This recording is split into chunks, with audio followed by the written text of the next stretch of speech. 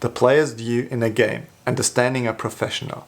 I'm going to show you how the perspective of a professional looks like and how understanding this perspective can help you to improve as a player and to reach your goal of becoming a future football pro. First of all, most professionals, including me, are not actively aware in a game of the exact things you're doing.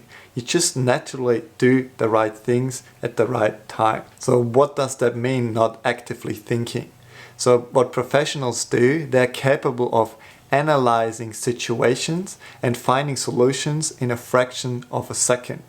So that means in a high-speed game with all the players on a very high physical fitness level, if you actually need to actively think what I'm going to do next, where I'm going to pass the ball to, which skill I'm going to use, in most cases it's too late and your opponent is going to tackle you and take the ball off you.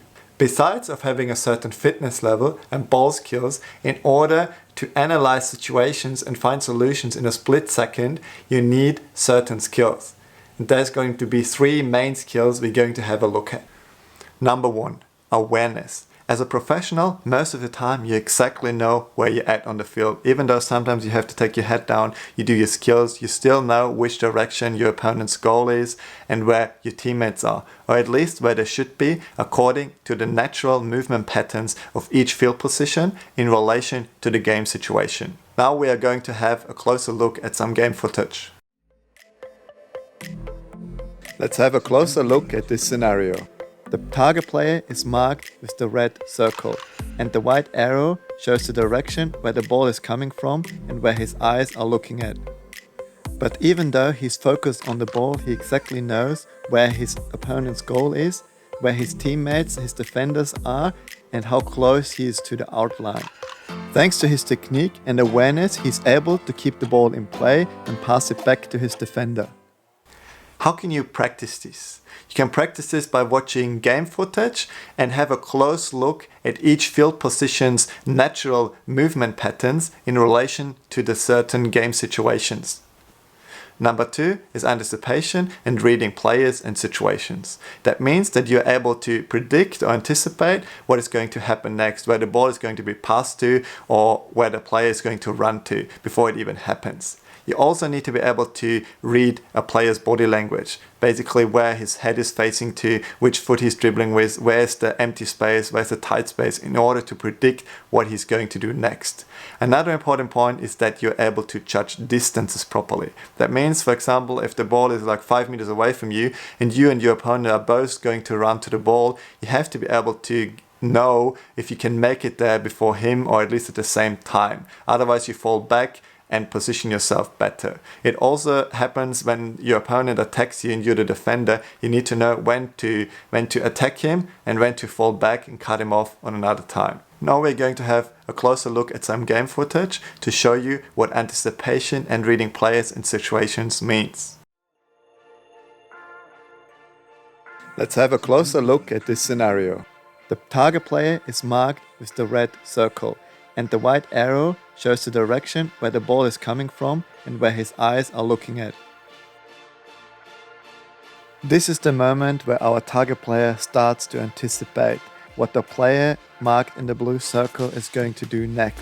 The target player starts reading that player's body language, where he's going to get the ball at, which direction he's going to face, where that player's teammates are, which ones are marked, where the empty space is and where the tight space is. And according to this, the target player tries to predict what's going to happen next and moves in that position. Since the player in the blue circle only has two options, either to go backwards or to pass the ball in the empty space where his teammate is, the target player chooses the closest options towards him. How can you practice this? You can practice this in each training session. Just have a closer look at your opponent's body language, where he's facing to, which foot he's dribbling with, where the empty spaces are, where the tight spaces are, where his teammates are, which teammates are marked and which not. And according to this, you try to predict what he's going to do and you just run there. Number three is the instinct. This is what I would consider the biggest difference between an amateur and a professional.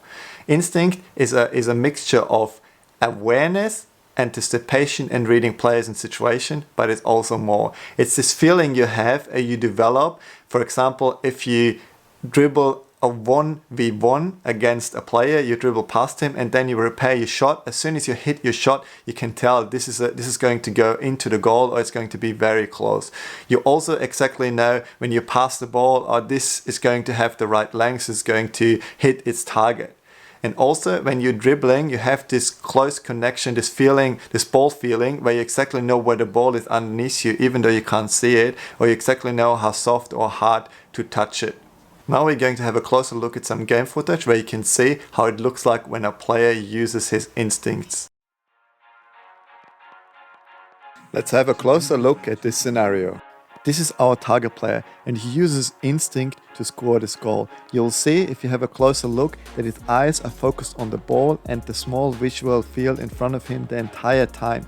He only takes his head up after he hit the ball to look if the ball went in the goal, but he already knew because he has this instinct.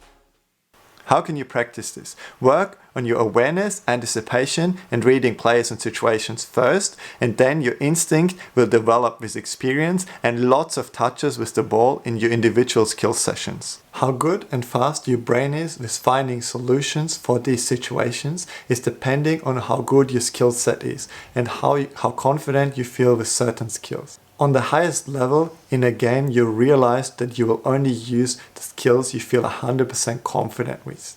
So for example, if you have one skill with your right foot, one step over, your solutions will be very limited in a game. This is why it is crucial that you acquire a wide range of skills where you feel 100% confident with and where you're able to execute them with your left and your right leg in order to have solutions for any game situation. This is what differentiates good from the best players. The best players might be able to dribble their way out of situations or at least not lose the ball, where good players might get stuck.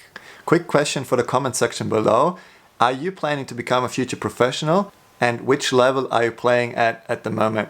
Subscribe to my channel and turn on your notifications in order to get alerted for my future videos where I'm going to analyze game footage of professional players.